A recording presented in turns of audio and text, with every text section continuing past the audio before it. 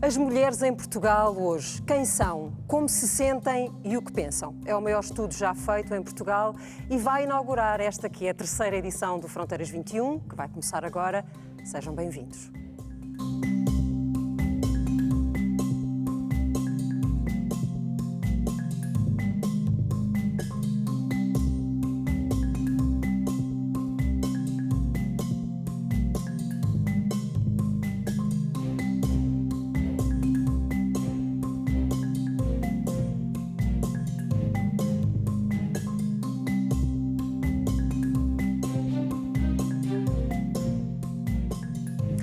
Ser mulher hoje em Portugal ainda é uma desvantagem. Só isso explica que 33% das mulheres em Portugal digam que são infelizes. Elas até estudam mais, mas ganham menos e acumulam muito mais trabalho com empregos a tempo inteiro e o cuidado com a casa e com os filhos. Um dia de 29 horas é o que dizem que precisam para que não seja tudo a correr. Mais tempo, porque 5 gerações é o tempo que faz falta para que haja equilíbrio nesta situação em Portugal. Vamos conhecer em profundidade a mulher portuguesa, porque ela está estudada, o maior estudo já feito em Portugal, que vamos conhecer hoje. As mulheres em Portugal, quem são, o que pensam, como se sentem. Este estudo assinala o 10º aniversário da Fundação Francisco Manuel dos Santos, que é parceira da RTP neste Fronteiras 21, que inaugura hoje a terceira edição. Como convidadas, vamos ter, ao longo do programa, a atriz Beatriz Batarda, a escritora Dulce Maria Cardoso, a socióloga Sara Falcão Casaco e a coordenadora deste estudo, Laura Sagnier. Mas precisamos, boa noite a todas, antes de começarmos a nossa conversa, precisamos de conhecer em profundidade o estudo. E vamos fazê-lo numa viagem que é conduzida pela jornalista Lavínia Leal e pela condutora da Carris, pela condutora da carreira 723.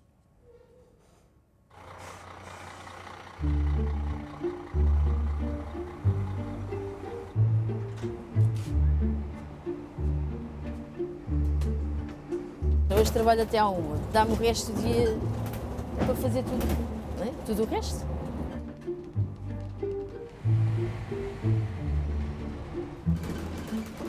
Sou motorista há 12 anos. Na altura que eu comecei, éramos à volta de 12, se não estou em erro. Origens diferentes, destinos desiguais. Em comum têm o facto de serem mulheres. Uma viagem sinuosa, cheia de obstáculos, nem sempre pela rota definida. São 6 da manhã. Como sempre, há mais mulheres do que homens na carreira 723. Maioritariamente sim. São aquelas que se levantam mais cedo. Provavelmente trabalham mais. Trabalho no Hospital São José, como técnica de limpeza hospitalar. Tenho que orientar as coisas primeiro no dia antes, para depois de manhã estar já tudo preparadinho para poder sair, senão... Se pudesse, acrescentava mais tempo ao seu dia? Acrescentava. Quanto tempo é que acrescentava? Olha lá, sei lá, uma data de tempo para poder gerir tudo como deve ser, não ter que ser tudo à pressa. Do casamento não se queixa. É muito meu amigo. Como Maria Luísa, 73% das mulheres sentem-se felizes ou muito felizes com a relação. 7% estão profundamente infelizes.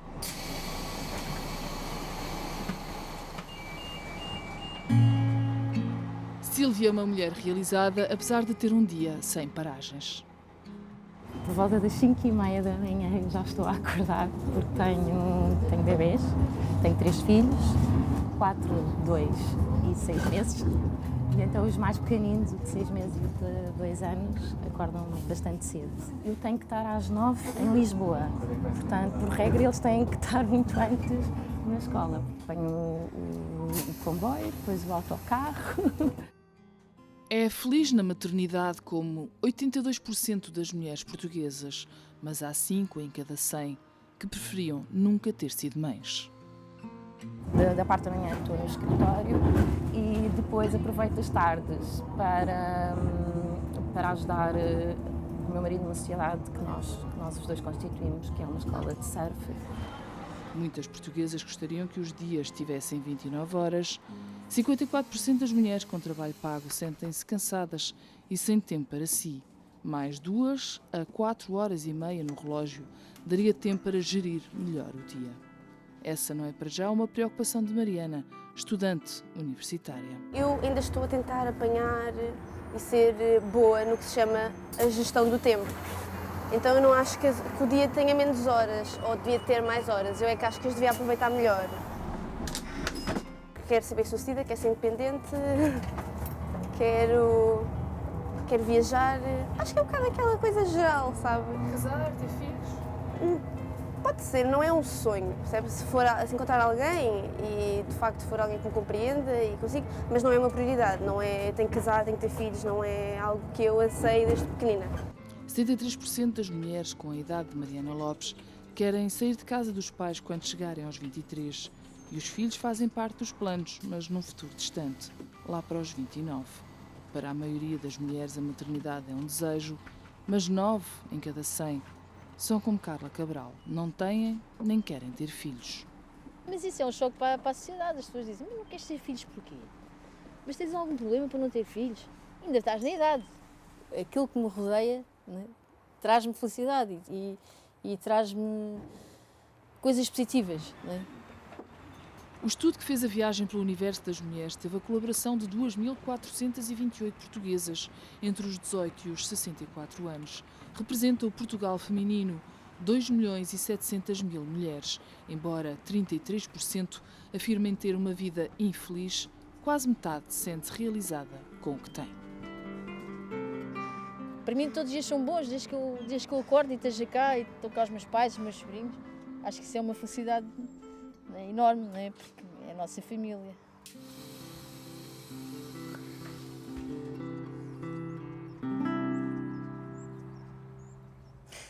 Conhecemos aqui nesta reportagem alguns dos rostos dos números de que estamos a tratar, mas vamos acrescentar mais números a esta fotografia de que falamos. Em geral, as mulheres portuguesas são quase felizes. Vamos ver em percentagem. 22% dizem que são muito felizes, 22% são felizes, 20% são quase felizes. Temos então esta percentagem ainda de 33% de mulheres que se consideram de facto muito desconfortáveis, infelizes com a vida que têm. Mas olhamos agora para uma escala. Nesta escala, este termómetro que estamos a ver, só acima de 8 é que podemos falar de felicidade. E aquele 7,1 é exatamente o número que define o estado geral, médio, das mulheres portuguesas. Mas o que é que nos dá mais felicidade? Por esta ordem: filhos, fator mais relevante, depois os netos, os amigos, o companheiro e a mãe. Mas o que mais influencia o estado de felicidade é, em primeiro lugar, o companheiro, depois o aspecto físico da mulher, a saúde e o bem-estar e, em terceiro lugar, as relações com a família de origem. Elas fazem mais do que eles, acho que todos nós já sabíamos isto. Se calhar não sabíamos é que fazem 3 vezes mais do que eles. Estamos a falar do universo de mulheres que têm emprego, marido e filhos, portanto têm as 3 frentes ativas nas suas vidas. Nestes casos e em casa, os homens portugueses só assumem 24% das tarefas, 72% do trabalho doméstico continua a cargo das mulheres e 4% é garantido por ajuda remunerada.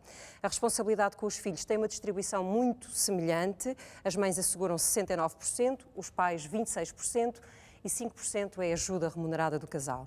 Apesar de fazerem muito mais do que os parceiros, terem os salários mais pequenos, a maioria das mulheres contribui tanto para a economia familiar como o homem. 54% das mulheres contribui em partes iguais. Em 26% das famílias é o homem que suporta mais custos e em 16% é a mulher que suporta mais custos. Mas ainda temos 3% de mulheres que suportam tudo na economia familiar e neste parâmetro só há 1% de homens que pagam tudo em casa. Vamos então ouvir a opinião das nossas convidadas e eu começo pela Laura Sanier, que coordenou este estudo em Portugal. Laura, muito boa noite. Boa noite. Mas que coordenou também um estudo semelhante sobre a mulher espanhola. Alguma surpresa? Somos muito diferentes? Se fosse possível outro título para o estudo? Há adjetivos que nos qualifiquem, que nos descrevam? Eu acho que há uma diferença importante no sentido de que a mulher portuguesa está muito mais ativa no mercado de trabalho que a mulher na Espanha, porque isto é várias, e há diferenças também no que respeita ao mercado de trabalho, porque na Espanha a mulher consegue ter máis flexibilidade horaria, ten tamén reduções horarias que permiten que, en media, a muller está traballando 7 horas, cando aquí é 1 hora máis. E eu diría que isto faz con que a muller portuguesa esteja máis cansada que a muller na España, porque o noso parceiro, que na España contribúe moito pouco, contribúe un bocadiño máis que aquí. Con o cual, o gap que existe en termos da partilla das tarefas e da economía, porque aquí há máis mulleres que participan deses gastos, é pior aquí.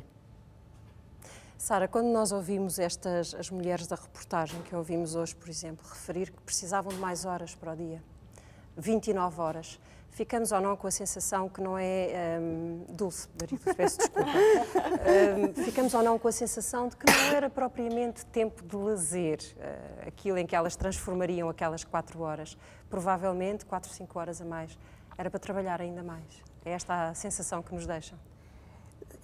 Este estudo para mim, estes resultados são muito contraditórios, porque, por exemplo, só agora os que foram referidos, dá, por exemplo, esta ideia de que 54% das mulheres contribuem para a economia, apesar de ganharem menos, e contribuem com 54% para a economia doméstica.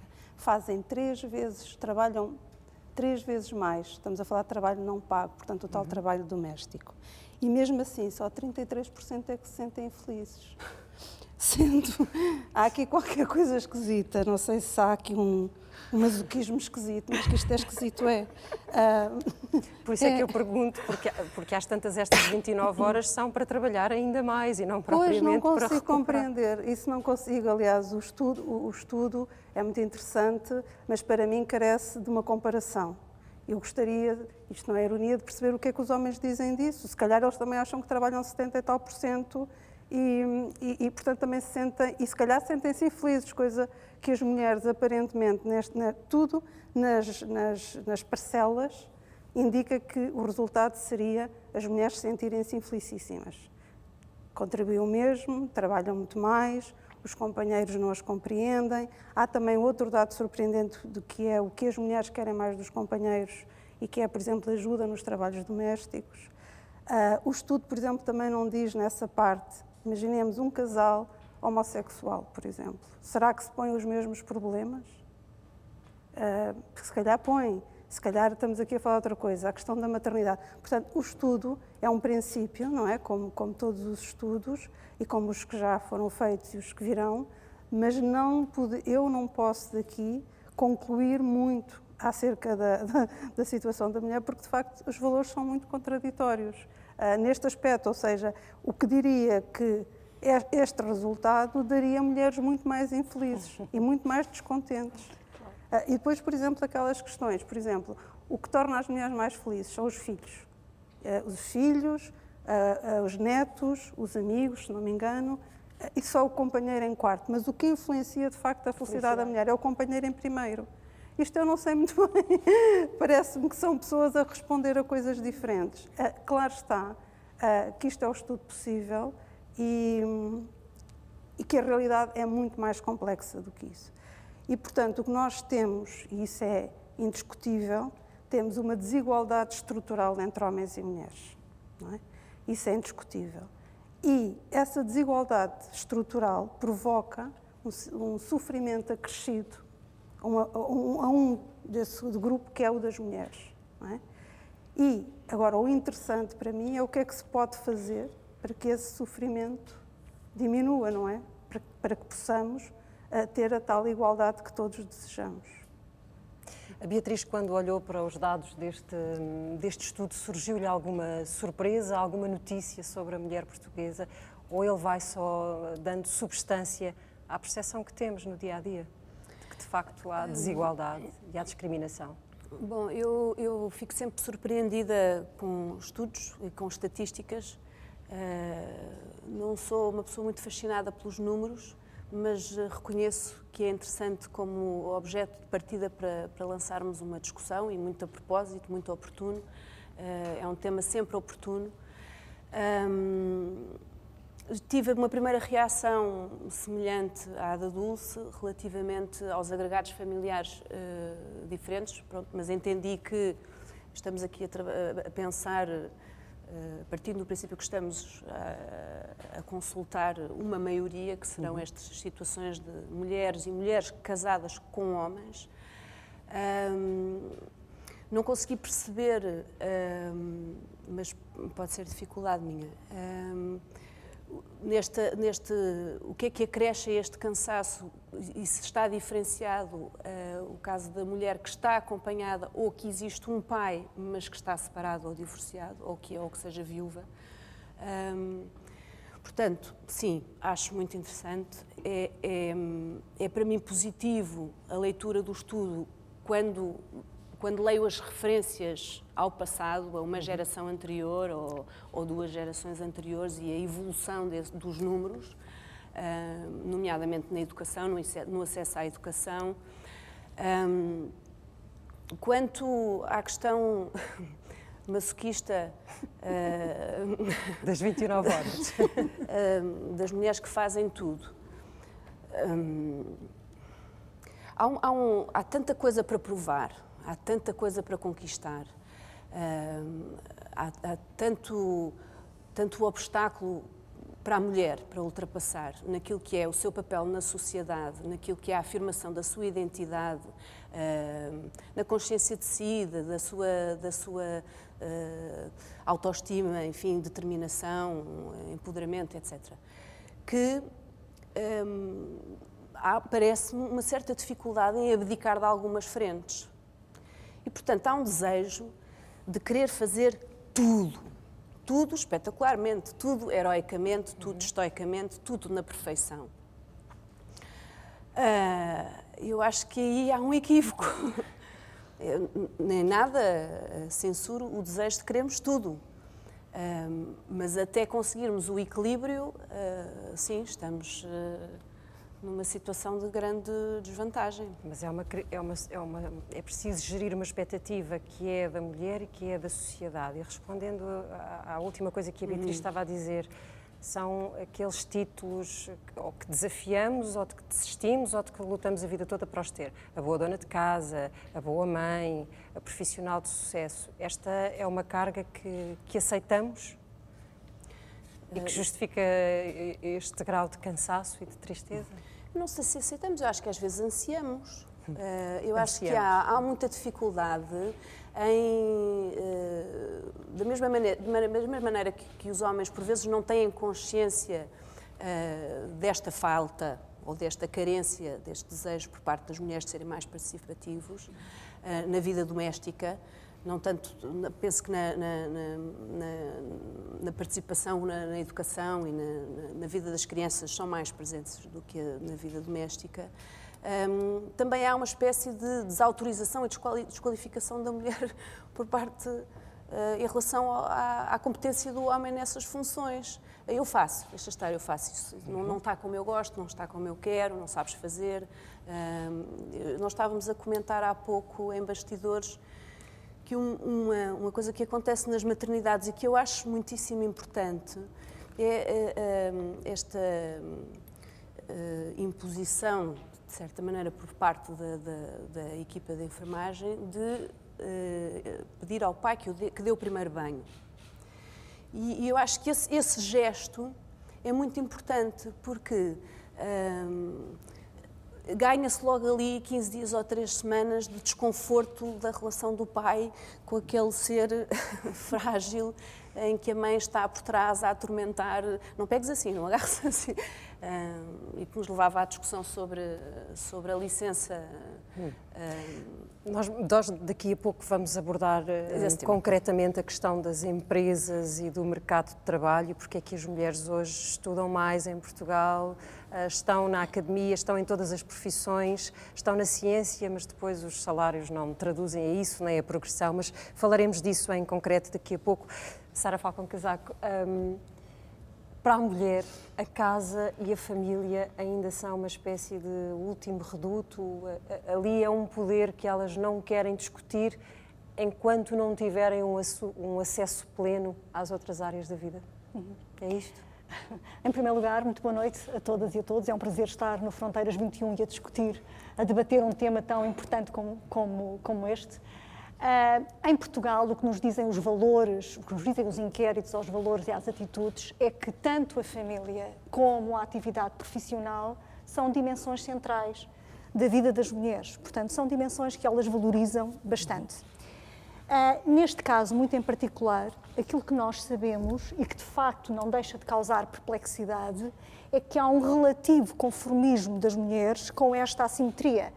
Aliás, o Inquérito Nacional aos Usos do Tempo, que foi um último estudo aos usos do tempo realizado em Portugal, que foi coordenado pelo SESIS, por Heloísa Prista, e foi desenvolvido em parceria com a Comissão para a Igualdade no Trabalho e no Emprego, dava conta exatamente também desta assimetria. Aliás, 1h13 por dia a mais que as mulheres trabalhavam, contando o trabalho pago e o trabalho não pago, mas cerca de 71% das mulheres considerava que aquilo que contribuía para a organização do trabalho doméstico e para o trabalho do cuidar era um contributo justo.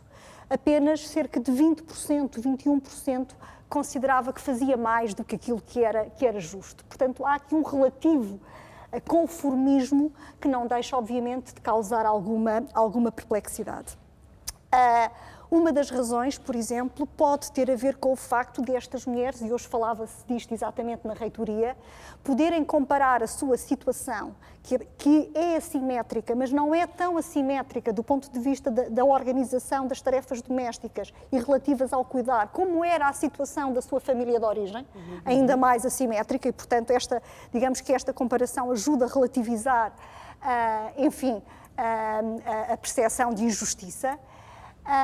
Essa é uma explicação. E, por outro lado, a normatividade social, não é? Aquilo que, do ponto de vista dos valores e das atitudes, a sociedade portuguesa, portanto, considera que é muito importante as mulheres terem uma atividade profissional e conquistarem a sua independência económica por essa via, mas também determina que uma mulher não pode descuidar o seu papel enquanto mãe, não é? A sua função social fundamental associada à maternidade não pode ser descurada. Esta normatividade social, digamos assim, exerce um controlo social fortíssimo e as mulheres interiorizaram também esse como o seu papel social. Portanto, estão presentes no mercado de trabalho. A taxa de emprego, como dizia a Laura, em Portugal, é muito mais elevada do que a taxa de emprego em Espanha. Aliás, a Estratégia Europeia de Emprego em 2000 definia que todos os países da União Europeia deviam ter em 2010 uma taxa de emprego das mulheres de 60%. Espanha não chegou a atingir e já estamos em 2018. Portugal já tinha em 2000 uma taxa superior a 60%, portanto há de facto uma taxa de emprego relativamente elevada. Portanto, e é emprego a tempo inteiro? Emprego a tempo inteiro. Mais de 85% das mulheres em Portugal trabalham a tempo inteiro e mais. Há um padrão de continuidade que também é importante falar.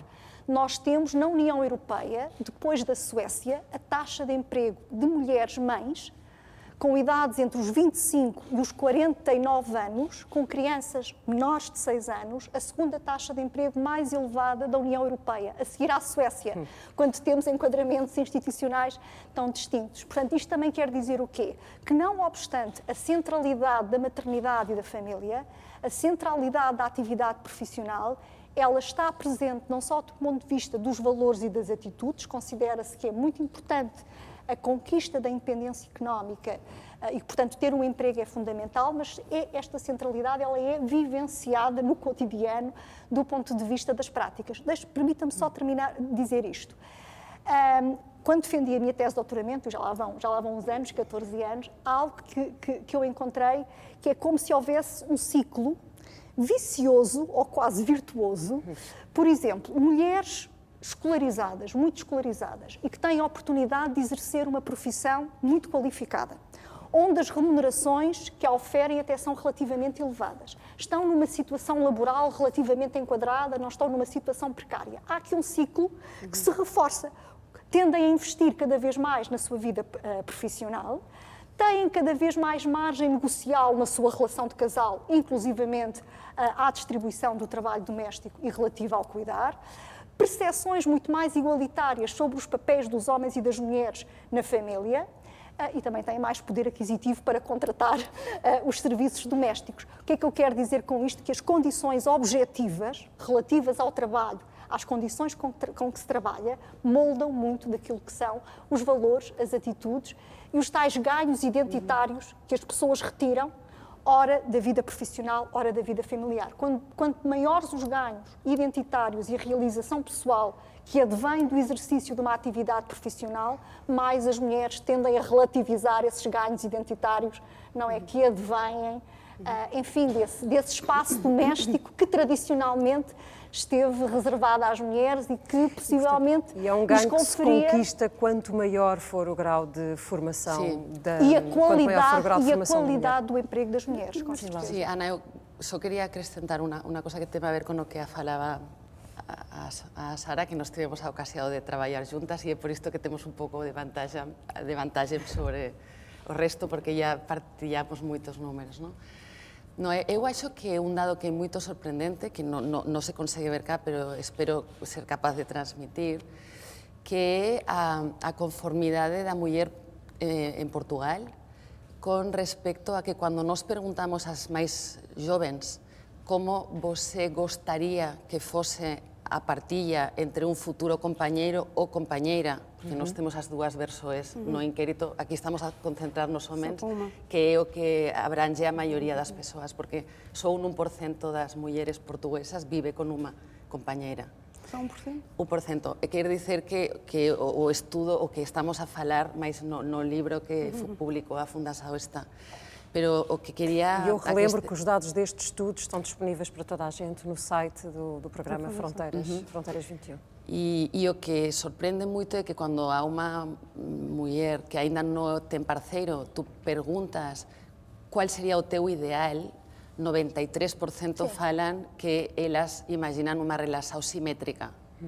Simétrica quer dizer non facer todos o mesmo, pero cada un facer aproximadamente aquele que gosta máis e dividir.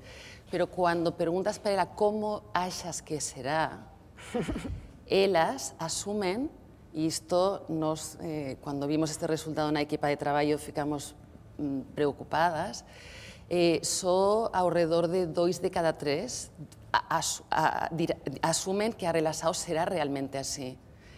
Há un terzo que están asumindo antes de chegar, é posible que ainda nin coñezan a esa persoa. Então, há aqui uns padrões de histórico. Os padrões de herança, mas nós já lá vamos. Depois tenho uma pergunta do público para a Laura que tem a ver com estas percepções das classes mais jovens. É só em respeito ao que a Sara disse, que há outro estudo que determina, e penso que está certo, já ouvi várias vezes, é que quanto mais a mulher investe em si mesma, portanto, a diferença salarial é maior. Ou seja... Com o nível de qualificação. Exatamente. Portanto, o que acabou de dizer, para mim, continua a ser estranho, porque a ideia de que educação, educação, educação, as mulheres investem em si próprias e que, portanto, ascendem aos tais empregos superiores, aos quadros superiores, e aí verifica-se que a diferença salarial em relação a um homem com a mesma competência e a mesma vontade é maior ainda, é estranho, não é? Que isso provoque nas mulheres essa tal vontade de compreender mais. Há duas coisas distintas. Eu aqui estava a comparar as mulheres que têm a oportunidade de ter uma profissão qualificada e que retiram realização profissional e pessoal do seu enquadramento socioprofissional presente, das mulheres que evidentemente o número em Portugal é muito expressivo, que não têm qualidade de emprego e que possivelmente os ganhos identitários, nesse caso, vêm mais da relação com a família e com o espaço doméstico. Outra coisa é comparar a situação das mulheres com os homens, em que, efetivamente, o seu investimento nas credenciais académicas e escolares não se repercute de igual forma. Aliás, há uma desigualdade muito acentuada do ponto de vista do acesso às profissões, das remunerações, das carreiras profissionais, mas, portanto, uma coisa estava a comparar mulheres com mulheres. Acrescentar números, porque isto também, este foi um aspecto que foi abordado no estudo, e eu pedia ao realizador que nos deixasse ver agora os números que temos no quadro 6 e que dizem em relação à opção das mulheres, se não precisassem de dinheiro, efetivamente, qual era a decisão que tomavam em relação ao trabalho, e aquilo a que o estudo chegou foi isto que vemos agora. 36% das mulheres só trabalham porque precisam, efetivamente. Se não precisassem, 23%, apesar de tudo, continuavam a trabalhar, 21% talvez deixasse de trabalhar e 20% talvez continuasse a trabalhar. No bolo total, o grau de satisfação com o trabalho é aquela barra que vemos a vermelho. 51% das mulheres não estão satisfeitas com o trabalho. Mas isto, aqui é preciso caracterizar o tipo de trabalho em que a maior parte das mulheres portuguesas estão, Sara. Não são empregos qualificados e não são empregos bem pagos. Portanto, não se pode tirar daqui uma conclusão sem caracterizar o tipo de trabalho que as mulheres fazem. A leitura que nós podemos tirar destes dados é que as mulheres não estão muito satisfeitas com o emprego que têm, não é? E, portanto, isso é, de facto, uma dimensão muito importante. Mas os graus de satisfação com o trabalho aumentam numa proporção direta com o grau de formação da mulher. Evidentemente, aumentam com certeza. muito. Portanto, aqui são as profissões menos qualificadas, de que estaremos certamente a falar, e, portanto, elas não estão satisfeitas com o emprego que têm. E, muitas vezes, não é só o emprego. Quando nós vamos analisar o inquérito às condições de trabalho, as mulheres, muito mais do que os homens, desempenham tarefas que são monótonas, repetitivas, estão muito mais sujeitas a uma organização do trabalho que não lhes proporciona autonomia, estão também muito mais sujeitas à precariedade laboral, comparam-se com os seus colegas e com os seus parceiros e as suas remunerações são inferiores, muitas vezes exercem profissões que não têm propriamente a ver com a área em que se formaram e, portanto, e até as empresas atribuem níveis de qualificação que muitas vezes estão desfasados daquilo que é o seu nível de escolaridade. Portanto, temos que contextualizar exatamente isso. A satisfação aumenta, obviamente, quando as mulheres estão mais realizadas, tanto com o conteúdo do trabalho, como com o enquadramento profissional nas organizações em que estão inseridas. Nós temos no público connosco uma pessoa que precisa de olhar para o futuro. A Ana Lomba Correia tem uma pergunta que quer fazer à Laura. Força. Olá, boa noite. A minha pergunta é a seguinte: qual é que é o impacto que este estudo tem nas jovens mulheres e nas mulheres que ainda não têm família constituída, nem estão na entrada ou nem sequer têm carreira profissional no momento? Bueno, a ver, o noso soño sería que este estudo serva sobretudo para vocês. Quando eu fiz este estudo pela primeira vez na Espanha, faz 4 anos, ninguém me encarregou para mí este estudo. Eu fiz este estudo porque eu tive que parar por estrés laboral, porque non conseguía facer tudo perfeito. E aí o médico obrigou a tomar 2 anos de paro. Como eu nunca estive parada na miña vida, opté por facer o traballo que eu tiña feito para os meus clientes depois de 25 anos, pois para o mundo que para mí era máis importante. Somos 3 irmás e todas temos fillas. Entón, eu decidi facer este estudo para que elas, que moitas veces non escutan as maes, sobre todo nestas idades máis novas, tivesen unha información. Eu sempre, ao contrario do que vocês falaron antes, eu acredito moito nos números, até porque sou incapaz de tomar unha decisión sin saber como é a situación de partida, pois eu achei que era importante para elas. Entón, para vocês é moito importante, por exemplo, entender cousas como falaba a Sara, non? Cuanto máis formasao, mellor é o meu nivel de rendimentos. Cuanto máis formasao, mellor é a forma como eu consigo partillar con o meu parceiro ou parceira, segundo eu escoller. Cuanto maior é a miña formasao, menos probabilidades há que eu decida deixar o mercado de traballo para dar prioridade á miña familia, porque se chega un ponto en que eu non consigo facer tudo, posso ter unha empregada, posso escoller traballar a metade de tempo en lugar de 10, porque eu sou relevante para a compañía ou a entidade na que estou, e entón eles permiten que faça isto durante un tempo. E há moita información que os pode ajudar de cara a realmente construir unha relación futura, se é que vocês deciden ter un parceiro, e se non, pues saber o que vai implicar cada unha das decisões. Muito bem, vamos avançar olhando para o outro trabalho de reportagem que nos vem falar sobre aquilo que nos distingue das nossas mães e das nossas avós. Foi uma jornalista e escritora quem, pela primeira vez em Portugal, olhou para as mulheres. Nos anos 40 do século passado, século XX, Maria Lamas percorreu todo o nosso país e fez o retrato de uma figura sem poder, mas com um papel central, tanto na família como no trabalho e na sociedade. Foi nos anos 70, com a democratização do planeamento familiar, que a mulher ganhou poder sobre si própria. Fomos ao encontro de 3 mulheres, de 3 gerações diferentes, mas da mesma família. E são elas que nos vão contar agora o que tem sido ser mulher em Portugal nos últimos 60 anos.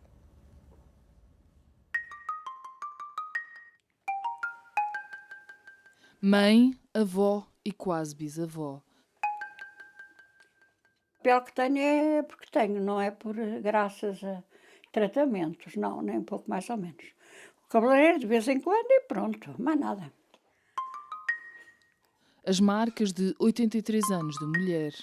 Meu marido, segundo, primeiro, digamos que nenhum dos 2 meus maridos, embora tendo muito boas qualidades, foi aquela pessoa que eu gostaria de ter conhecido e com quem gostaria de ter vivido. Viúva 2 vezes, nasceu no tempo dos casamentos para a vida e no tempo em que ser mulher era uma sentença para uma vida a preto e branco. Enquanto Fernanda crescia nos anos 40, uma outra mulher fazia um trabalho inédito. Percorria o país de norte a sul e construía o retrato das portuguesas. Durante 2 anos, Maria Lama, jornalista e escritora, falou e fotografou mulheres. Tirou da sombra dos homens as mães, as lavadeiras, as ceifeiras. Olhei à minha volta e comecei a reparar melhor nas outras mulheres. Umas resignadas e heroicas na sua coragem silenciosa, outras indiferentes, entorpecidas. Em quase todas pressentia um desencantamento latente, uma razão de queixa contra qualquer coisa, que marcava o destino comum. Trouxe à luz e pela primeira vez a força de trabalho do país. Tempos em que se ia menina para Lisboa para servir, sem saber ler nem escrever. A Maria veio com 16 anos, era novinha, não sabia nada, nunca tinha tomado banho. Depois foi viver para umas barracas ao pé do aeroporto e depois era filhos uns atrás dos outros. Então a senhora quantos filhos tem? Tenho 8. 4 rapazes e 4 raparigas. 7. 7 filhos, tem? 7 filhos. Por que é que teve tantos filhos? Porque a vida não permitia da gente invitar. O planeamento familiar só chega nos anos 70.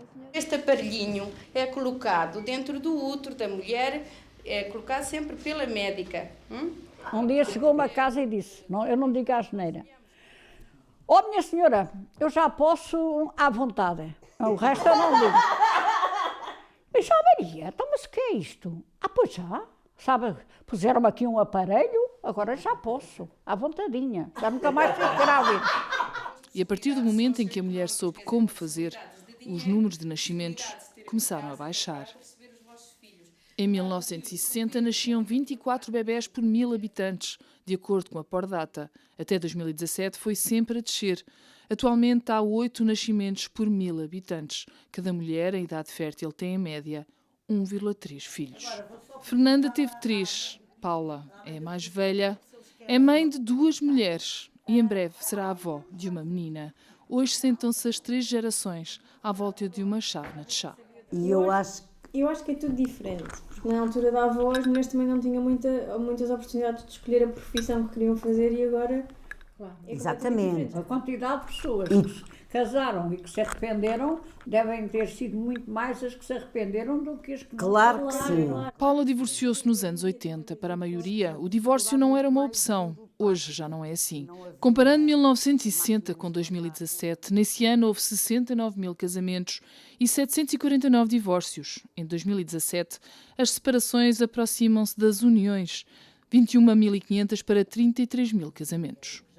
Era ainda estudante nos anos 70 quando acompanhou 3 colegas para fazerem abortos clandestinos. Ali na zona da Estefânia, na zona da Pascoal de Melo, uma cozinha grande que tinha uma marquesa, daquelas onde se põem as pernas, e tinha uns instrumentos cirúrgicos, mas não havia sedação, nem havia anestesia, portanto era feita a sangue frio. e a pessoa depois era mandada para casa com uns comprimidos. Quantos abortos fez? Quantos abortos fiz? Talvez, não minto, mas mais de 14 já fiz. A interrupção voluntária da gravidez foi legalizada em 2007 até à 10ª semana. O bebê de Filipa não podia ser mais desejado. Com 29 anos, planeou em detalhe a vinda de Clarinha.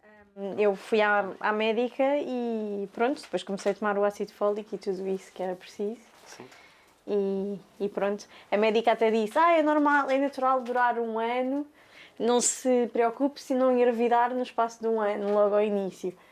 E foi logo à primeira, nós não estávamos à espera que fosse tão rápido. É trabalhadora, tal como o marido. Dividir tarefas acontece naturalmente. Há 40 anos era bem diferente. Quem manda lá em casa sou eu. E quem é que manda cá em casa? Ninguém manda, somos os dois. Conforme a situação, cada um trata das suas coisas.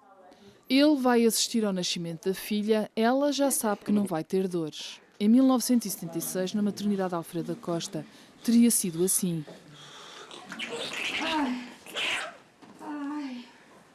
Sabe sobre o grupo sangue? Sobre o grupo sangue, é o rapaz. Ainda bem.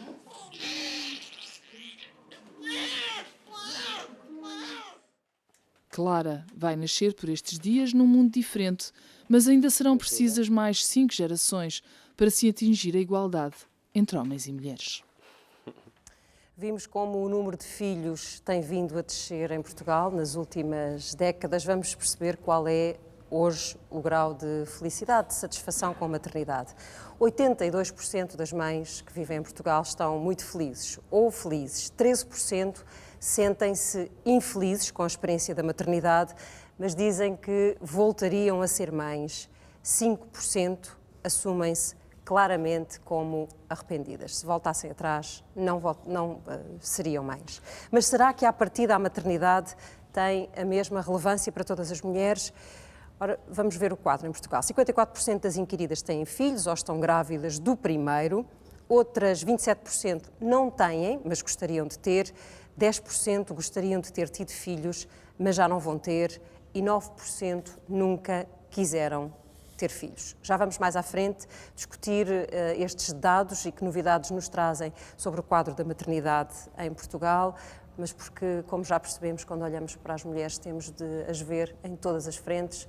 Vamos olhar agora concretamente para a situação do mercado, embora tivéssemos escolhido empresas que têm nesta área boas práticas. As mulheres são ainda uma minoria nas empresas de tecnologia e na indústria metalomecânica. Para as atrair, estas empresas estão a atuar nas escolas secundárias e dentro da empresa oferecem prémios de natalidade, horário flexível e têm cotas para equipas paritárias. Vamos conhecer a Renault e a REN, que ganharam a menção honrosa do projeto Igualdade é Qualidade, e a L'Oréal, que integrou o top 100 do índice da Bloomberg para a igualdade de género.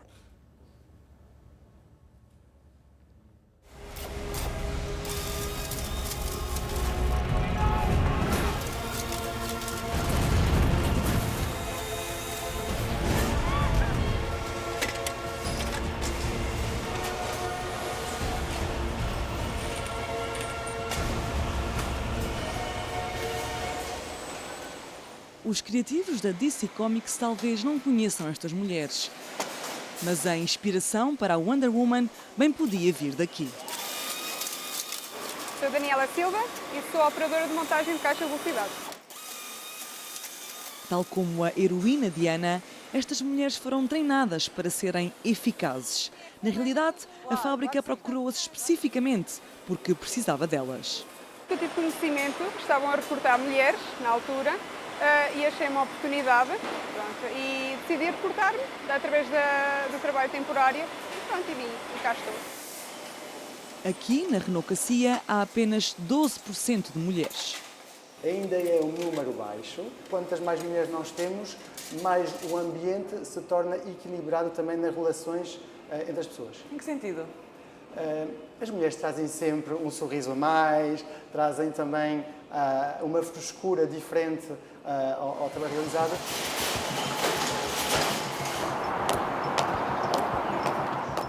Eu estou sempre disponível 24/7. Susana põe energia em tudo o que faz. A cargo dela está a manutenção de equipamentos de rede de distribuição de eletricidade. É líder de uma equipa de 15 pessoas. Tenho colegas que podem ser meus pais e tenho colegas muito novos. A maioria homens? Sim, sim. Quantos tenho homens? Tenho 2 meninas. Tenho 2 meninas, é mais fácil falar ao contrário. Mónica domina os projetos de construção da rede elétrica. É calçar umas botas de obra, pôr um capacete, um colete, ir lá à frente de trabalho, verificar como é que as coisas estão a ser feitas e executadas. Elas fazem parte dos 25% de mulheres da REN. Ser a minoria já não é novidade. Quando eu comecei há 20 anos atrás, eu costumo contar por piada que ainda me tratavam por menina. Até na faculdade isso se via, porque isto é um curso muito de homens e as mulheres tinham tendência a, eu não diria masculinizar-se, mas aproximar-se mais dos homens, mas eu não. Eu acho que nós somos mulheres e temos que ser reconhecidas como uma mulher. Sendo a REN fundamentalmente uma empresa de engenheiros, logo a priori o número de oportunidades de recrutamento de talento feminino acaba por ser um bocadinho mais limitado. Por isso, a empresa faz eventos em escolas secundárias para mostrar às raparigas o admirável mundo das engenharias. Igualdade de salários, equipas diversas e apoio à parentalidade são algumas das medidas desta e de outras empresas, como a L'Oréal. Empresas amigas das mulheres são empresas amigas também dos companheiros delas. Podes-nos dar o teu banho hoje? Posso sim, como sempre. São já vários meses de treinos. Em caso de dúvida ainda tenho aqui o termómetro. Mas o melhor termómetro é a mão. Frederico tirou a licença obrigatória, a opcional e ainda o 6º mês. Durante tudo isto, foi promovido a diretor de marca. Para ele, uma das vantagens da empresa é a possibilidade de trabalhar um dia por semana fora do escritório. Poder estar a enviar um e-mail e olhar para o lado, brincar, pegar nela ao colo. Houve episódios caricatos, houve uma reunião que eu fiz por videoconferência, por Skype. Eu estava ao telefone e no outro lado, no final, disseram-me: Luísa esteve muito bem na reunião, porque ela estava ao meu colo a falar também, de vez em quando, e aí aparecendo no microfone. Muito melhor quando se olha para a mesa da casa de jantar e se vê que o nosso namorado, pai da nossa filha, também está ali em casa e que se tu precisares de sair para ir apanhar um bocadinho de ar, dá para ficar um bocadinho com ela. Um filho tem de ser um compromisso para a vida, também para as empresas. Mesmo quando se volta a trabalhar, há pediatras para ir, há vacinas para levar, há dias que há doenças. Uma coisa é certa, as mulheres, tal como os homens, vão ter de continuar a trabalhar. Daqui por uns anos está aqui a mandar os mails em vez do pai. E começamos com este exemplo de um casal jovem, Dulce Maria Cardoso, que nos vai mostrando que as coisas estão a mudar. Sabemos que o ritmo não é brilhante, porque o estudo diz que precisamos de 5 gerações para que haja, de facto, igualdade de oportunidades. Dulce, mas quando nós vemos que têm sido as mulheres a ficarem carregues da educação dos rapazes e das raparigas, temos ou não de nos perguntar porque é que as gerações não têm sido educadas para a igualdade? Até agora parece que não é? Ou quer dizer, parece que não, isto é, para um sistema ideal, nós tivemos uma evolução enorme desde o 25 de Abril. A situação da mulher e a situação da vida familiar das mulheres melhorou substancialmente, desde as liberdades fundamentais de poder viajar ou de poder votar, por exemplo, até esta liberdade de escolher emprego, de escolher parceiro, de escolher viver sozinho, etc, etc. Tudo isto é verdadeiro e não é comparável. Agora, esquecendo essa evolução, e talvez há bocadinho o que eu estava a dizer do estudo, é dizer que é muito complicado no estudo ver, porque eu acho que a realidade portuguesa é muito complexa. E, portanto, as mulheres, nós temos aqui, por exemplo, as mulheres que estão aqui representadas, não são, de facto, exemplo, também são, mas representam uma minoria das mulheres empregadas, e do trabalho pago e do trabalho não pago, e que vinham no tal autocarro, que acordavam às 6 da manhã, que tinham os 3 filhos, etc, etc. Portanto, estarmos a pôr tudo no mesmo saco é muito complicado, não é? E a grande diferença entre as mulheres numa questão de evolução e homens, não é, que provoca, é a força física, que neste momento já não faz, neste lado do mundo, da sociedade ocidental, não tem muita relevância, porque a força física e a destreza é para quê? Para carregar sacos de compras, para correr para o autocarro, quer dizer, já não andamos propriamente em guerra, mas a paz é sempre muito frágil e, portanto, a guerra está sempre muito presente. E esta ideia de o homem protetor, do homem mais forte, está em nós. Está em nós porque os nossos corpos são muito lentos, a evolução é muito lenta. Nós ainda temos a memória da fome.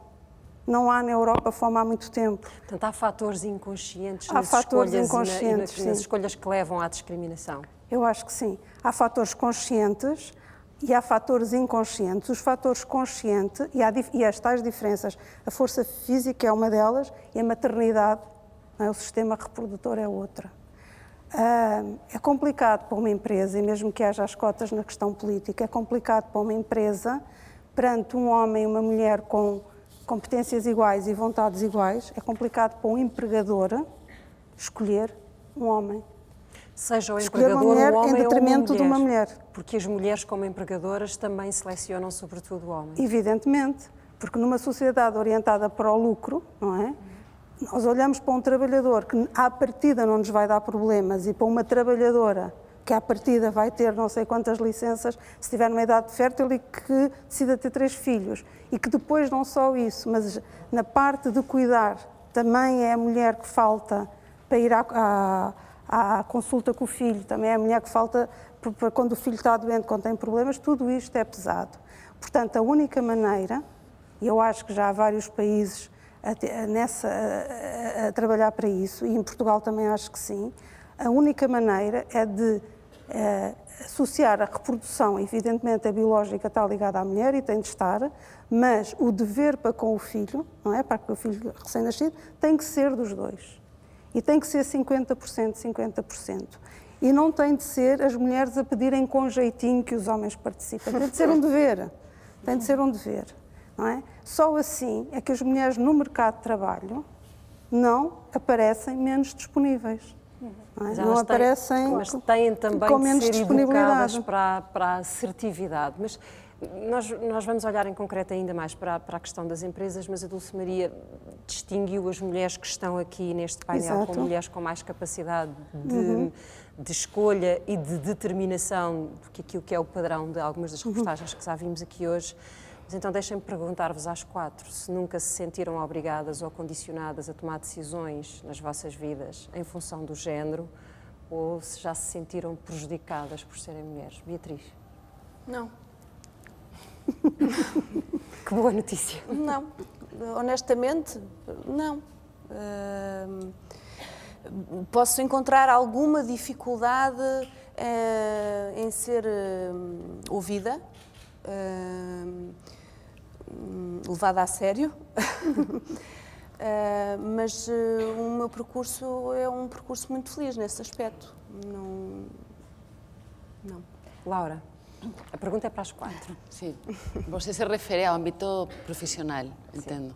Non, eu tive moitísima sorte porque sempre traballei nunha compañía. Eu traballei 30 anos na mesma compañía e non houve cualquier diferenza entre salarios entre homens e mulleres. Eu cheguei a ser a directora desta compañía e tive a sorte de que o meu cliente, moitas veces homens, tiñan moitísimo respeto igual. Entón, nunca percebí isto, pero entendo que somos unas privilegiadas neste sentido e que estamos en sectores moito diferentes do que, como falábamos antes, a grande maioría dos traballos que há aquí, non? A Dulce foi assinando com a cabeça, portanto, acho que a resposta é Não, quer dizer, eu não consigo dizer isto, evidentemente, que só portanto, a experiência de ser mulher profissionalmente mesmo que não seja direto, mesmo que não seja uma discriminação direta e que eu não me tenha sentido prejudicada diretamente, evidentemente que sei que há um papel que é esperado de mim, que não é esperado, por exemplo, de um homem. Isso eu sei. E, portanto, isto funciona ao nível do inconsciente. Não quer dizer que seja eu diretamente a dizer faz isto e não fazes aquilo. Mas eu sei o que é exigido de mim e o que é exigido do homem. Isso já é o suficiente. Eu sei, por exemplo, que as mulheres têm ainda limitações de liberdade que os homens não têm, por exemplo, nomeadamente no espaço público.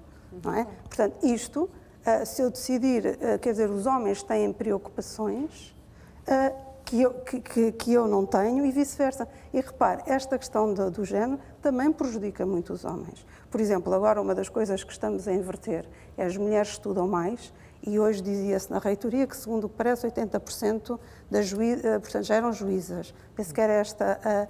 Isto estamos aqui a falar de cotas ao contrário, não é?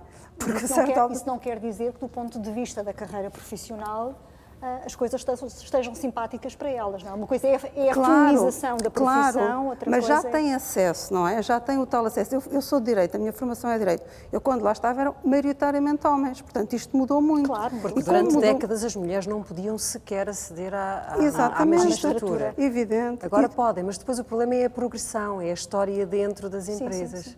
Sara, como é que se passa de... Nós vimos aqui empresas que estão referenciadas como empresas que têm boas práticas, mas não temos prémios para atribuir a empresas exemplares. Como é que se passa de meia dúzia de medidas para, de facto, uma cultura de uma instituição?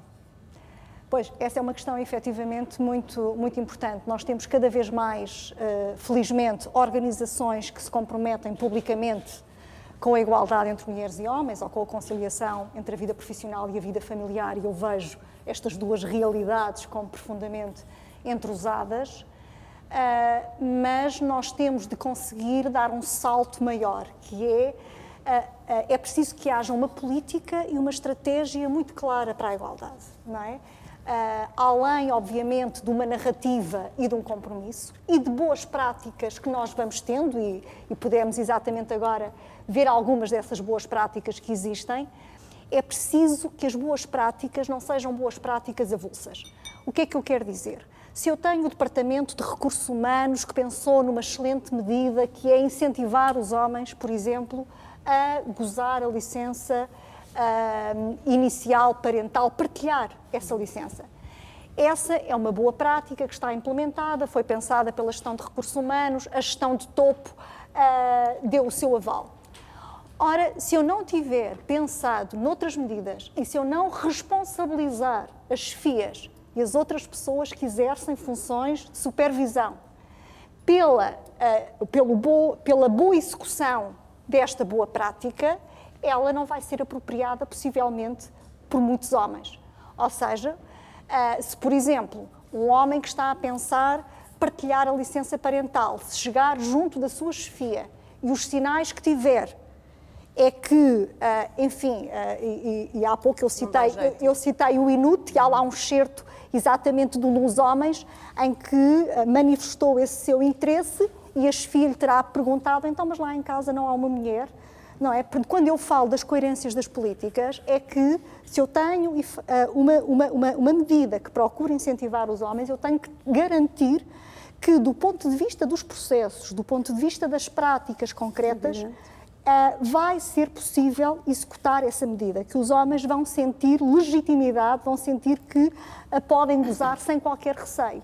E, de facto, aquilo que nós temos, por exemplo, o Eurobarómetro, o último Eurobarómetro de 2018 sobre estas questões, a percepção que as pessoas têm, as mulheres um bocadinho mais do que os homens, mas valores muito acima da média da União Europeia, é que se gozarem as licenças parentais e licenças para assistência à família, são penalizadas do ponto de vista da carreira profissional, certo? E que as chefias e as pessoas que exercem cargos de supervisão, a primeira coisa que fazem é tentar desencorajar o uso dessas licenças. E até os pares, o que mostra efetivamente que há uma cultura que continua a ter impregnada a norma, o ideal de trabalhador, que é o ideal de trabalhador isento de responsabilidades familiares.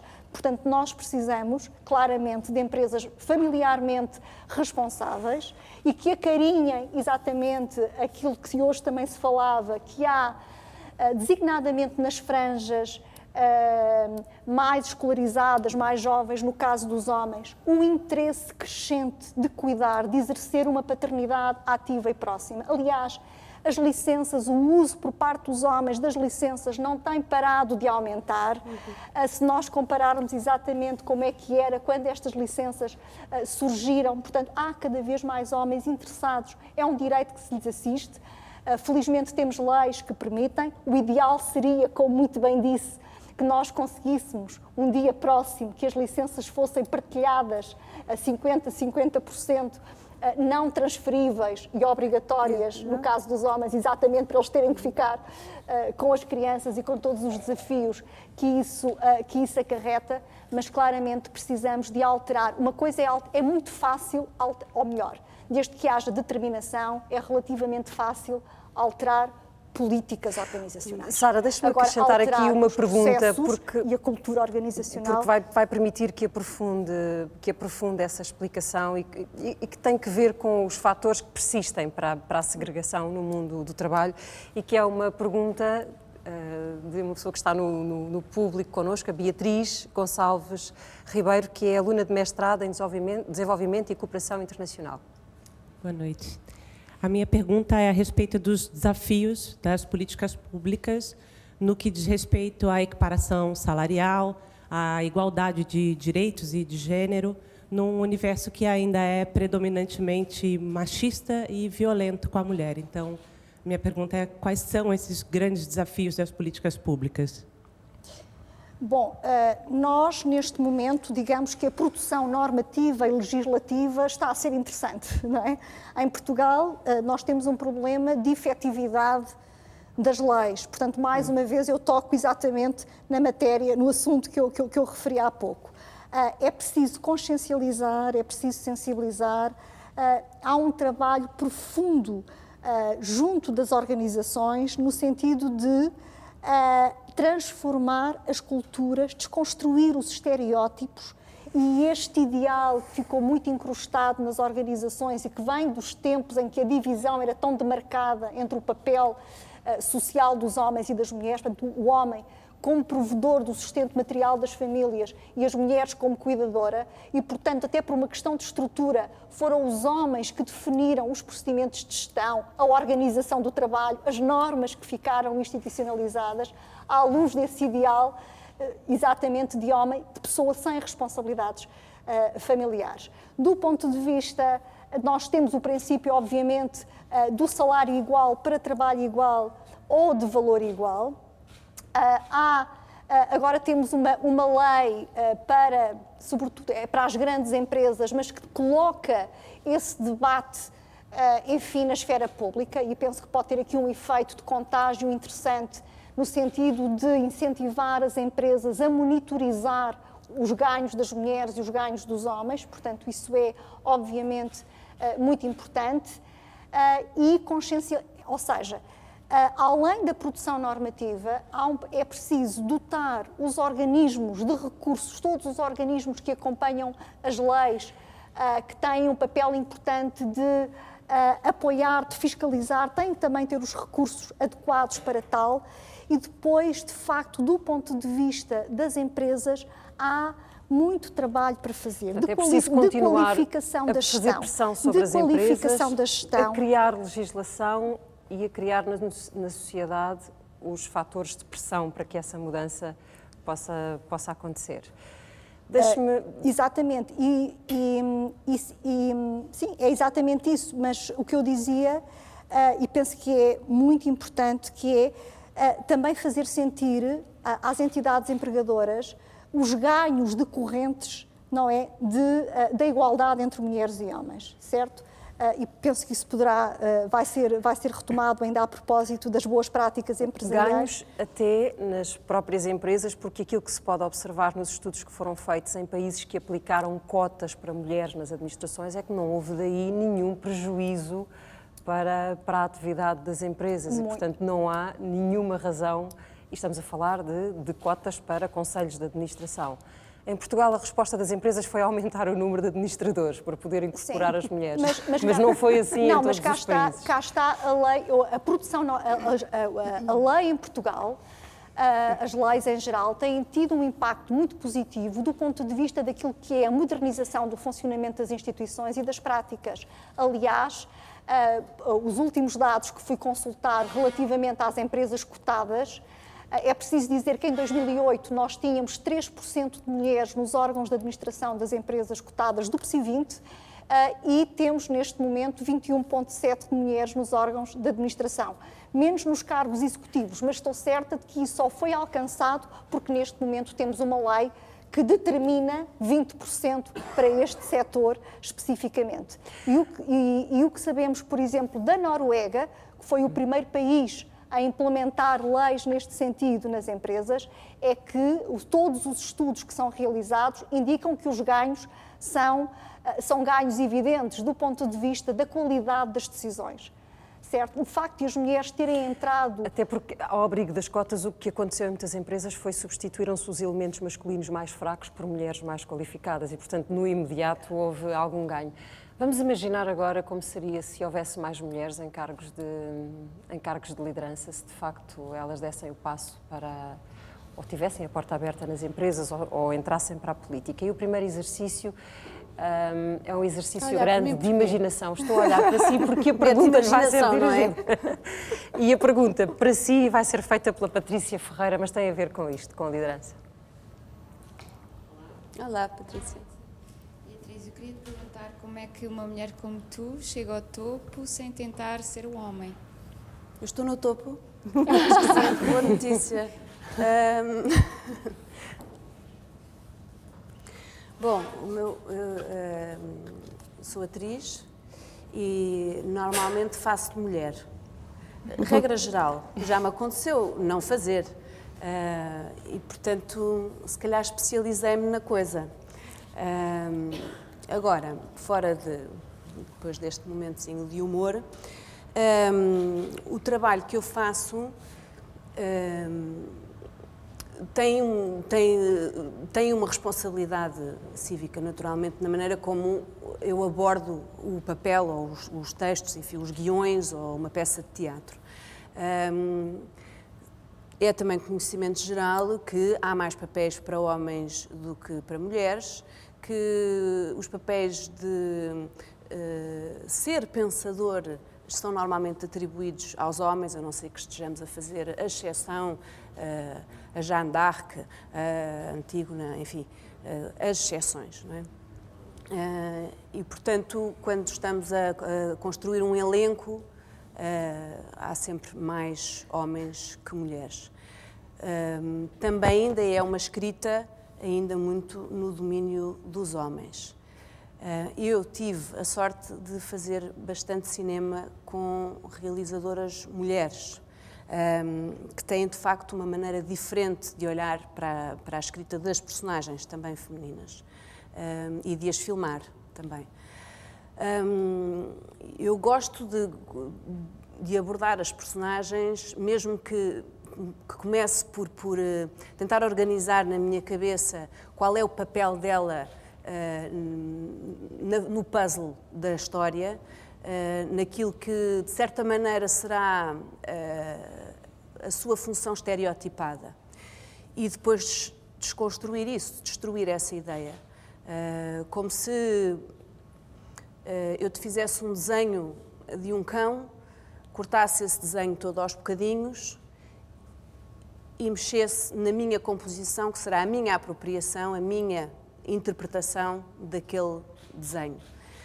Tu reconhecerás o cão, mas quando eu troco a composição, conhecerás um cão diferente, conhecerás o meu cão. E é um bocadinho isso que eu tento fazer sempre com as personagens.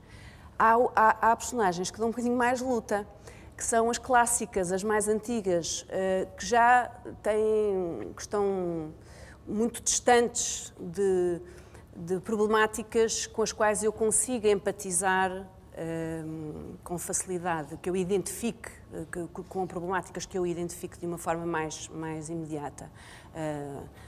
Uma Ofélia de um Hamlet, que perante a sua ter perdido a virgindade antes de consumar o seu casamento com o Hamlet, enlouquece, aliado ao facto do Hamlet por acaso matar o pai dela, por engano, mas sempre matou.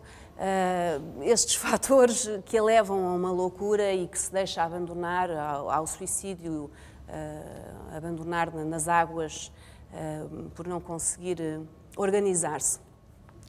Digo eu, isto já é uma interpretação.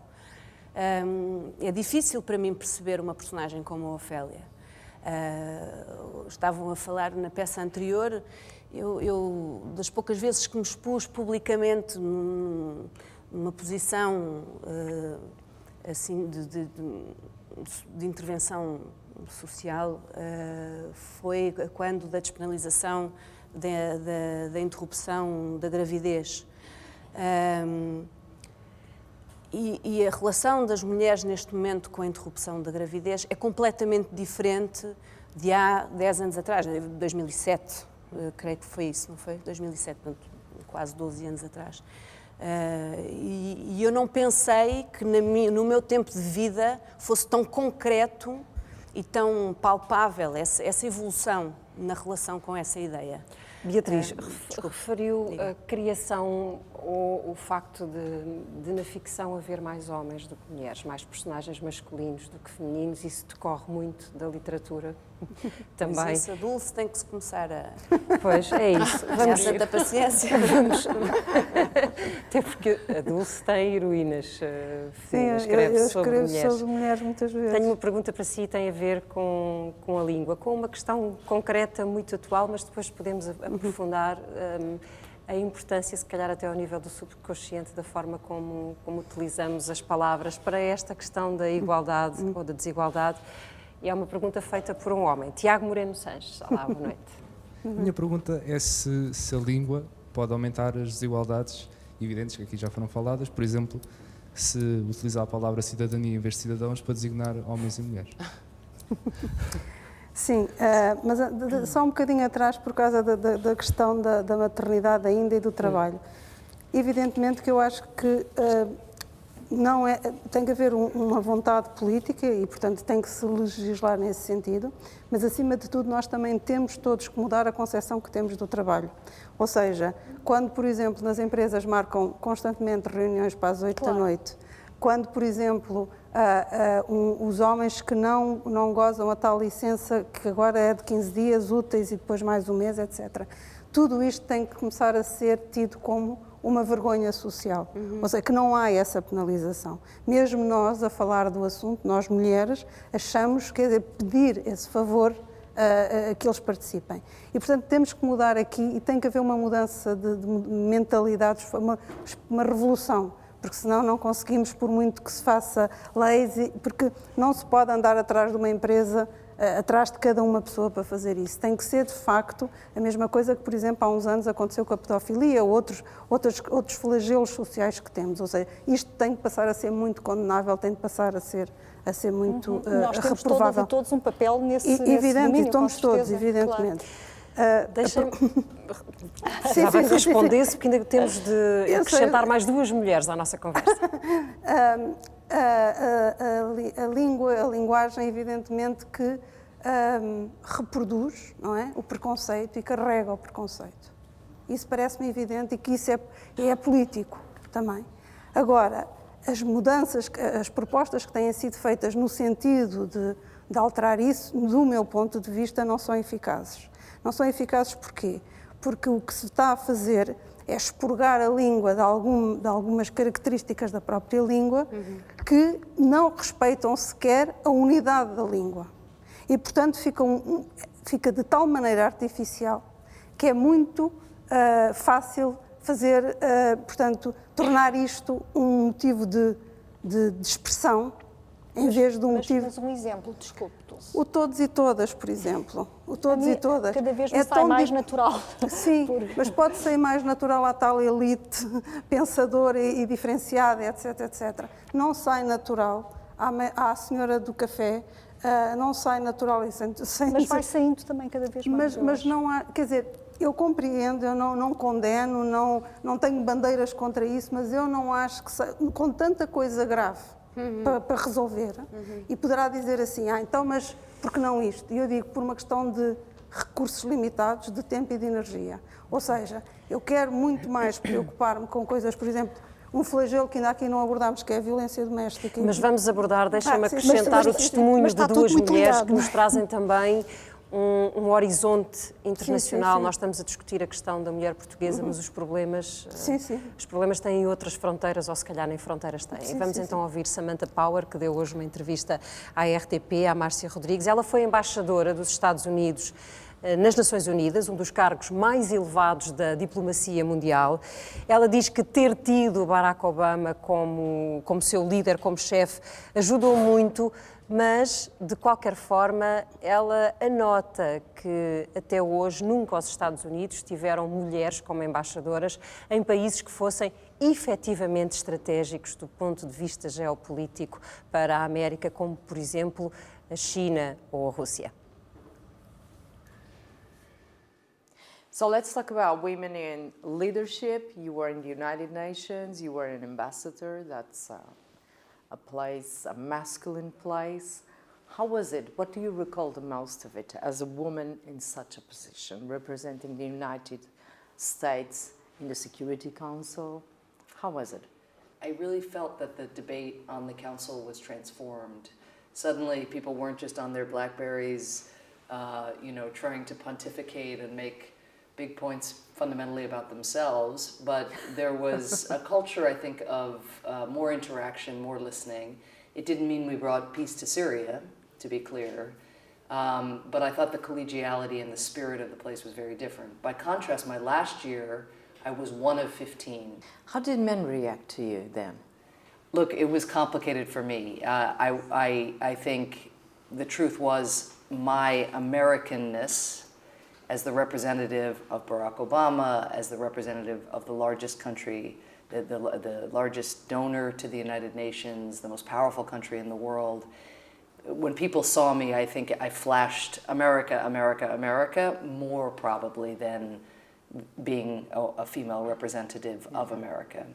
And so it was really more through hearing the experiences of my counterparts, whether that's totally inappropriate actions and statements directed toward them of the kind that women all over the world are familiar with, and I'm certainly familiar with, or I think very perniciously, just a sense of being invisible.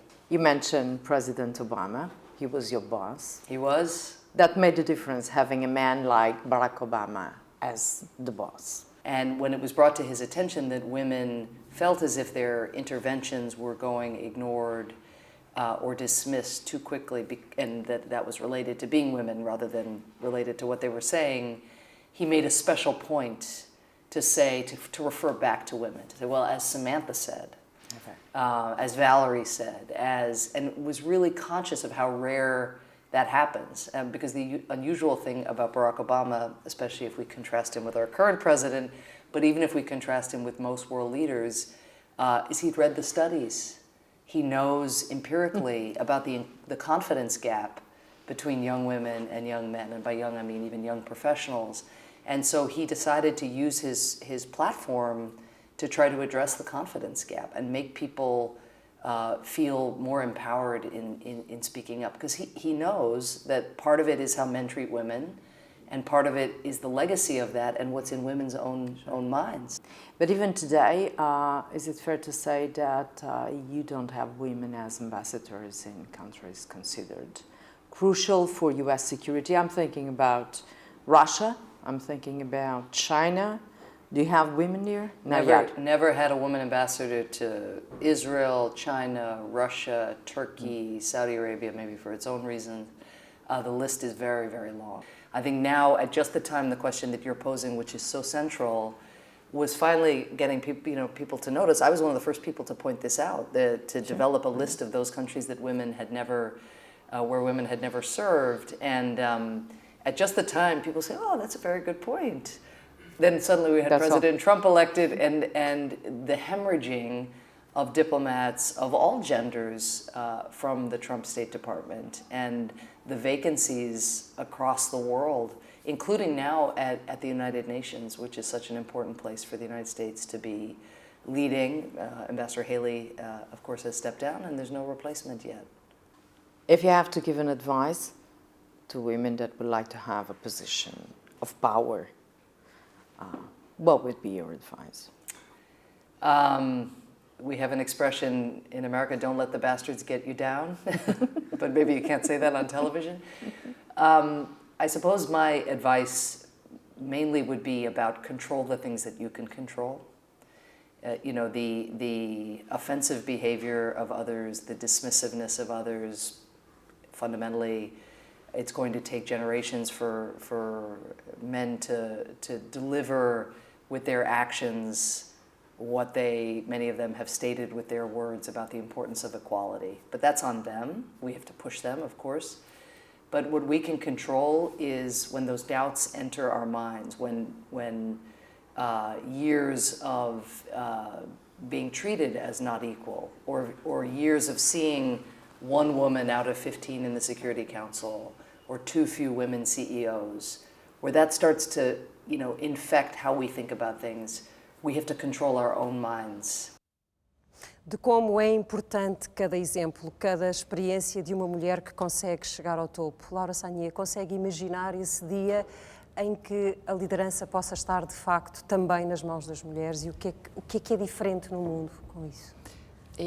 Eu, para além do meu trabalho de consultora, trabalhei com muitas empresas e estou convencida que no dia em que haja mais mulheres nos lugares de poder, conseguirán alterar uma questão que está muito instaurada nas empresas, que é o éxito. Este éxito, hoje em dia, eu acho que está muito valorado desde um ponto de vista masculino, e acho que este éxito, quando se torne em palavras de éxito feminino, vai exigir, por exemplo, menos horas de presença física, e vai valorar mais cumprimento de objetivos. Isto é um exemplo, pero acho que é por isto que é muito importante as cotas. Eu era anti-cotas quando as cotas começaram, porque não entendia, a mim nunca me tinha acontecido não conseguir chegar quando eu queria, pero já vi dos números deste estudo e de outros muitos números, que sem cotas não vamos chegar, porque há muitos homens, e posso pensar que até é lógico, que se sentem mais confortáveis a decidir com outro homem porque falam a mesma linguagem. Nós já ouvimos aqui esta pergunta, que é como é que se consegue chegar a líder sem termos de nos transformar em homens. Há uma forma de liderança feminina e ela é compatível com a que está a ser exercida neste momento? Mais uma vez, se houver uma cultura adequada para modelos de liderança alternativos. Ou seja, de acordo com aquilo que são hoje, mais uma vez, os modelos de organização do trabalho e a cultura dominante, digamos que é muito difícil a uma mulher que chega ao poder ser muito diferente, ter um estilo de liderança. Não há propriamente um estilo de liderança feminino. O que nós temos que exigir, possivelmente, devíamos exigir, era melhores lideranças. E aqui não podemos exigir mais das mulheres só porque quando alcançam os lugares de liderança. Esta de facto, um ponto muito importante. Agora, a montante, obviamente, está uma questão muito mais importante do que essa, é que é socialmente justo que as mulheres cheguem ao poder. O ministro que na Noruega implementou a lei do equilíbrio, de representação equilibrada entre mulheres e homens nas empresas, e foi o ministro da Indústria, e foi ele que propôs à sua colega da área da igualdade esta lei, e dizia ele: eu tenho responsabilidades governativas. Eu não sou feminista, até venho da família mais conservadora da Noruega, dizia ele, mas eu tenho responsabilidades governativas. As mulheres no meu país são altamente qualificadas e eu tenho que as trazer para as empresas, para bem da competitividade da economia norueguesa. Portanto, este é um dos motivos, obviamente, mas há muitos outros, e um deles, obviamente, tem a ver com o facto de sabermos exatamente que sociedade é que queremos habitar e que sociedade é que queremos legar. E não é de todo socialmente justo numa sociedade progressista, numa sociedade que pretende aprofundar a sua democracia e a sua cidadania, que as mulheres não partilhem, não estejam presentes nos lugares de decisão, sejam eles os lugares de decisão na esfera política ou na esfera económica. A questão da liderança é já outra, não é? É preciso que as mulheres e os homens se aliem na necessidade de termos outras lideranças, não é? Maria de Lourdes Pintacilgo dizia muito que era muito importante nós caminharmos para uma liderança com os outros e não contra os outros. Portanto, há aqui também um caminho muito para fazer e as universidades têm inclusivamente a sua responsabilidade neste domínio, que é que líderes é que estão a formar, não é? Eu sou uma pessoa humanista de formação e sou muito sensível a essas questões. Não espero que as mulheres sejam mais humanistas que os homens, eu espero que as mulheres e os homens possam ter a formação necessária para serem mais humanistas, mais sensíveis a todas estas questões que nós abordamos no programa quando estiverem a exercer esses lugares. Porque em Portugal falar de mulheres, Dulce, isto não tem a ver com o estudo que abordámos aqui, ainda há outros números que definem as mulheres, que são os números da violência doméstica de que temos falado em Portugal. Pois, exatamente. E há pouco, aliás, quando eu falava na mudança de mentalidades e falava de que tem de ser associada uma vergonha e uma censura social ao tratamento às mulheres, referia-me mais até esta questão da violência doméstica. Porque aqui estamos a falar, evidentemente, de políticas, porque tudo começa por políticas, mas estamos a falar de outra coisa. Estamos a falar de uma sociedade que está a falhar. Está a falhar em todos os níveis. Estão a falhar as magistraturas, está a falhar a polícia, as famílias, os vizinhos. Estamos a falhar todos em conjunto. Portanto, quando há os números, e não vale a pena estar agora a dizer 9 desde janeiro, 500 e tal desde... Portanto, quer dizer, isso são números, mas quando há isto... Quando as mulheres num país se sentem tão desprotegidas e podem ser tão violentadas, e repare, estes foram os casos que deram em morte, mas há não sei quantos casos que nem sequer chegam às queixas, portanto, aí sim temos um problema grave de segurança interna, de saúde mental, e mais estranho ainda é que os números, por exemplo, da violência sobre idosos também estão a crescer. E Portugal, entre 50 e tal países, ocupa o 5º lugar nos países que pior tratam os idosos. Portanto, há aqui qualquer coisa nossa, em família, que nós temos a olhar seriamente para isto. E que não seja só aquela questão, acontece mais um crime e vem tudo e fica tudo muito indignado e depois a vida corre outra vez o seu termo. Beatriz Batarda, o que é preciso que mude? O que é que é? Eu saberei o que é preciso. Eu acho que se aspiramos todos, acho que a aspiração é que o desejo de igualdade, de obrigações e de direitos seja a par entre homens e mulheres em conjunto. Portanto, não é um desejo das mulheres, não é um desejo dos homens, tem que ser um desejo de todos. Esta indignação perante as vítimas da violência, sejam elas mulheres ou crianças, tem de vir de todos. E, portanto, o seu papel, por exemplo, Ana, o papel das televisões, dos canais televisivos, da imprensa, como forma também de acesso a conhecimento, para além dos livros e das universidades, é importante e é fundamental, e acho que este debate foi muito simpático, muito agradável, um bocadinho tenso. 1h30 não chega, nem pouco mais ou menos. Eu acharia que isto é um ano inteiro, semanalmente, com debates deste género. É iminente e urgente que assim seja.